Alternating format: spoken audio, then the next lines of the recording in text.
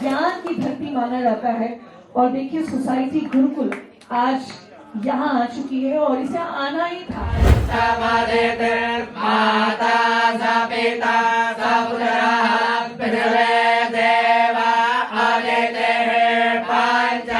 Sir अभी तो सबसे पहले पटना में हम आए हैं। अभी हम लोग एनालाइज कर रहे हैं कि पटना में किस तरीके से चीज़ें चल रही हैं। सोसाइटी गुरुकुल एक इंस्टीट्यूट है जहाँ पर हम बच्चों को आजकल के टाइम में एंशियंट विजडम को मॉडर्न लर्निंग के साथ कनेक्ट करके एक काम कर रहे हैं। हमें इस तरीके से बताना है कि बच्चे अंडरस्टैंडिंग बेस्ड चीज़ों को समझें, राइट, रैदर देन कि हम बहुत ज़्यादा रट्टाफिकेशन की तरफ जाएं। और सोसाइटी गुरुकुल सिर्फ बच्चों तक ही नहीं, पेरेंट्स तक भी जाती है, क्योंकि सोसाइटी गुरुकुल्स पेरेंट्स को भी बताती है कि आप बच्चों को किस तरीके से पेरेंटिंग करें। बच्चों को शैक्षणिक ज्ञान तो हर कोई दे देता है, चाहे वो अलग अलग इंस्टीट्यूशन हो या फिर कोचिंग कॉलेजेस हो, लेकिन बच्चों को सही राह पे चलने की दिशा कौन देता है? जी हाँ, हम आपके सामने पेश कर रहे हैं एक ऐसा कोचिंग जो कि बच्चों को गलत रास्ते पे जाने से रोके और उनको जीवन में नैतिक मूल्यों का कहीं ना कहीं महत्व जो है वो भी बताता है। हम आपके सामने पेश कर रहे हैं किस तरीके से सोसाइटी गुरुकुल जो है बच्चों को एक दिशा दिखाता है, एक सही दिशा, जहां पर बच्चे आने वाले जिंदगी को एक अच्छे तरीके से जी सकें। देखिए, बिहार में बात करें या फिर देश भर में या फिर दुनिया भर में क्यों ना बात कर ले, कहीं ना कहीं कुछ ऐसे युवा है, मुट्ठी भर मान करके चलिए, जो कि शिक्षा लेने के बाद भी रास्ते से जो है वो भटक जाते हैं। लेकिन उन सभी को रास्ते पर लाने के लिए, और कहा जाता है ना कि अगर किसी भी चोट की अगर आपको इलाज करनी हो तो एक ऐसे वक्त पर कीजिए जहां से वो चोट ज्यादा जटिल ना हो। और ठीक ऐसा ही बच्चों को लेकर के भी कहा जा रहा है कि बच्चों को अगर सुधारना है, बच्चों को एक ऐसी दिशा दिखानी है जहां पर बच्चे जो है एक अच्छे रास्ते पर चल सके, तो बच्चों को पहले से बचपन से ही या फिर उनके पढ़ाई खत्म होते ही उनको एक सही मार्ग जो है दिखाना बेहद जरूरी है। इसी कड़ी में हम आपको बताएं तो बच्चों को शैक्षणिक ज्ञान के अलावा नैतिक मूल्यों का किस तरीके से सम्मान करना चाहिए, उसकी भी कहीं ना कहीं पढ़ाई जो है वो की जाएगी सोसाइटी गुरुकुल के द्वारा। तो हम आपको छोड़े जाते हैं वहां के क्या कुछ कल्चर्स हैं, किस तरीके से वहां के जो एडुकेटर्स हैं वो आपको पढ़ाएंगे, क्या कुछ उनके द्वारा जो बातें हैं वो कही जा रही है। और अगर आप थोड़े बहुत भी इंटरेस्टेड हैं तो आप किस तरीके से एनरोल कर सकते हैं, आप सुनिए, इत्मीनान से सुनिए। और रजिस्ट्रेशन को लेकर के क्या कुछ बातें हैं, हम आपको छोड़े जाते हैं उनके पूरे वीडियो के दिस साथ। Is society Gurukul. Society Gurukul एक इंस्टीट्यूट है जहाँ पर हम बच्चों को आजकल के टाइम में एंशियंट विजडम को मॉडर्न लर्निंग के साथ कनेक्ट करके एक काम कर रहे हैं, जिसमें हम लोग एजुकेशन पे क्वालिटी पे काम कर रहे हैं, ना कि क्वांटिटी पे। हम लोग रैंक्स के लिए बच्चों को काम पढ़ा नहीं रहे हैं। हम लोग बच्चे को किस चीज़ के लिए पढ़ाएं, ताकि बच्चों के इनहेरेंट क्वालिटीज़ डेवलप कर सकें अपने अंदर। और सोसाइटी गुरुकुल सिर्फ बच्चों तक ही नहीं, पेरेंट्स तक भी जाती है, क्योंकि सोसाइटी गुरुकुल्स पेरेंट्स को भी बताती है कि आप बच्चों को किस तरीके से पेरेंटिंग करें। सर आज पटना में सर आज इसकी ओपनिंग कर रहे हैं जी। क्या सोच है, क्या विजन इसकी? सर अभी तो सबसे पहले पटना में हम आए हैं। अभी हम लोग एनालाइज कर रहे हैं कि पटना में किस तरीके से चीज़ें चल रही है। यहाँ पर बच्चे कितने हैं जो फाउंडेशन में स्ट्रांग हैं, कितने बच्चे हैं जो रैंडम ब्रेन से इधर से उधर जा रहे हैं, राइट। हमें ये चीज़ देखना है कि बच्चे डेविएटेड हैं या फिर एक रैंक पर चल रहे हैं, राइट। क्योंकि बच्चों के अंदर अगर ये थिंकिंग क्लैरिटी नहीं हुई तो वो कितने भी प्रिपरेशन कर लें, उनको सक्सेस नहीं मिलेगा, राइट।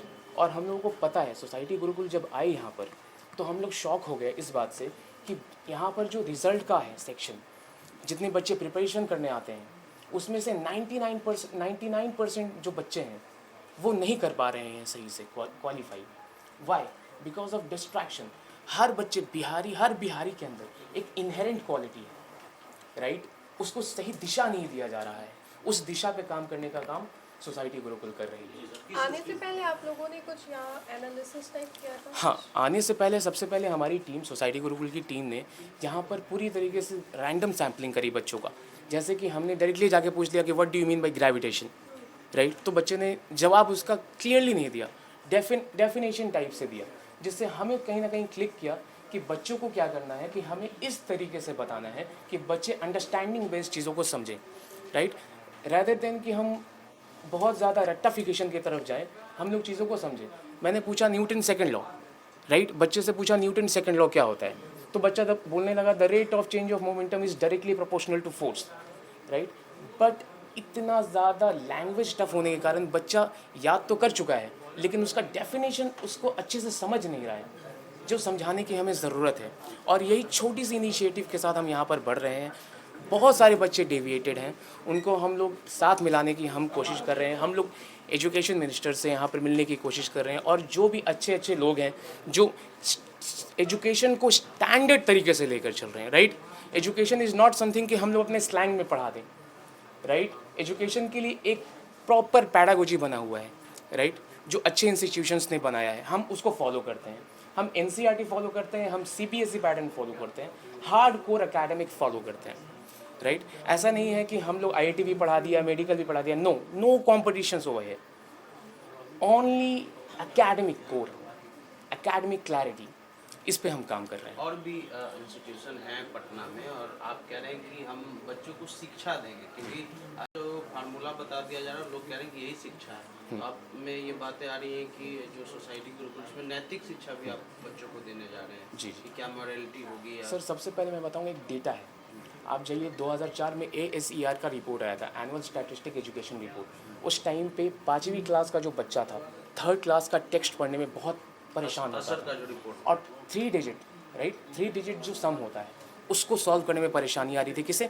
5th क्लास के बच्चों को, जो कि एक बहुत ही डिस्टर्बिंग एलिमेंट हो गया है, राइट।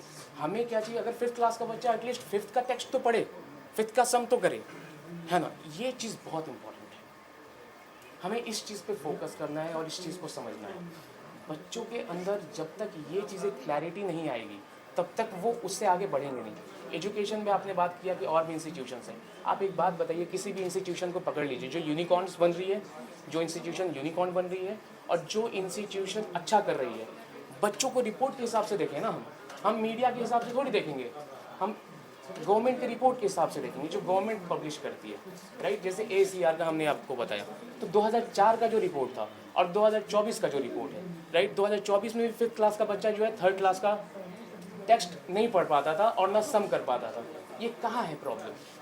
ये प्रॉब्लम कहाँ है? ये प्रॉब्लम है हमारे सिस्टम में, राइट। वो सिस्टम बच्चे को फिल्टर ही नहीं कर रहा है सही से, राइट। हमें इतना ज़्यादा कुछ हार्ड नहीं पढ़ाना, सारी चीज़ें ईजी है। हम भाषा पे काम नहीं करते, इंग्लिश में बहुत सारी चीज़ें लिखी है, हम उस पर काम नहीं कर पाते हैं, राइट। हम जब भाषा को समझेंगे तो हमारी एनालिटिकल एबिलिटी इतनी खुद ही इनहेरेंट क्वालिटीज़ इतनी है कि हम चीज़ों को समझ सकेंगे। एक अंतिम सवाल ये है कि क्या जो बच्चे हैं वो अफोर्ड कर पाएंगे सोसाइटी गुरुकुल का? उसका सोसाइटी कोई गुरुकुल पैमाना में है? सबसे पहली बात है, जो बच्चे मेरिटोरियस हैं वो बहुत ईजीली यहाँ तक आ सकते हैं। कैसे? हमारे पास एंट्रेंस एग्जामिनेशंस होते हैं, राइट, उस पर स्कॉलरशिप्स हम देते हैं। अब जो बच्चा तेजस्वी है, राइट, वो बच्चा ज़रूर आएगा, है ना। वो बच्चा एंट्रेंस क्वालिफाई करेगा, उसे 100% स्कॉलरशिप भी मिलेगा, राइट। तो जो बच्चा पढ़ने में अच्छा है उसके लिए बहुत फीस अच्छा है, राइट। और जो बच्चा अच्छे पढ़ने के लिए नहीं है वो तो अपने आप फिल्टर आउट होके शफलिंग होके निकल जाते हैं। ये हमारा सिस्टम ही इस तरीके से है। जी।